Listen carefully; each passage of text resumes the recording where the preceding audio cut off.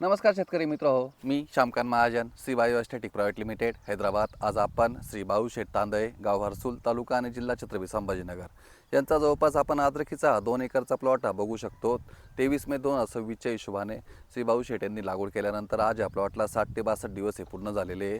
सुरुवातीपासून आपण बेसल डोसच्या माध्यमातून ऑर्गॅनिक खतांचा वापर, इंडी रूट्स क्रिया पावडर या खतांचा वापर हा केलेला आहे। त्यानंतर एक 15 ते 20 दिवसापूर्वी सातत्यपूर्ण असलेल्या पावसामुळे आणि जमिनीमध्ये ओलावा असल्यामुळे बऱ्याचशा ठिकाणी वापसा कंडिशन ही कमी आहे आणि अशा ठिकाणी हानिकारक बुरशींचा प्रादुर्भाव आपल्याला बेडमध्ये मोठ्या प्रमाणामध्ये जाणवतोय।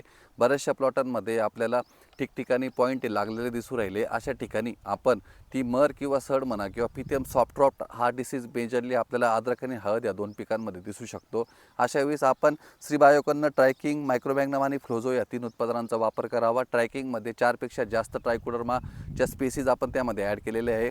सेम मायक्रोमॅग्नममध्ये आपण वेगवेगळ्या प्रकारचे जैविक बॅक्टेरिया त्यामध्ये खास करून बॅसिलस बेस आपण 8 ते 10 प्रकारचे बॅक्टेरिया त्यामध्ये ॲड केलेले आहे। फ्लोझोमध्ये आपण सुडोमोनसचे 2 ते 3 स्पीसीज आपण ॲड केलेले आहे। इनोव्हेटिव्ह स्पीसीज आहे आणि जे शेतकरी सातत्यपूर्ण एकाच कंपनीचे बॅक्टेरिया हे वापरतात ते त्या ठिकाणी रेजिस्टन्स आपल्याला दिसतोय आणि कोणत्याही प्रकारचा कंट्रोल आलेला दिसत नाही। आपल्याला त्या ठिकाणी R&D म्हणा किंवा इनोव्हेटिव्ह बेस बॅक्टेरिया त्या ठिकाणी वापरणं गरजेचं आहे। त्याच वेळेस आपल्याला सड किंवा मर ही कंट्रोल भेटू शकते। आपण प्लॉटची कंडिशन या परिस्थितीमध्ये बघू शकतात, कोणत्याही ठिकाणी सड किंवा मरचा पॉईंट हा लागलेला नाही आहे।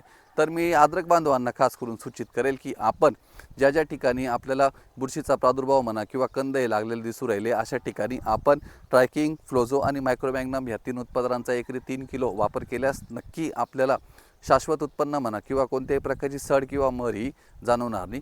हे बोलून मी आभारी।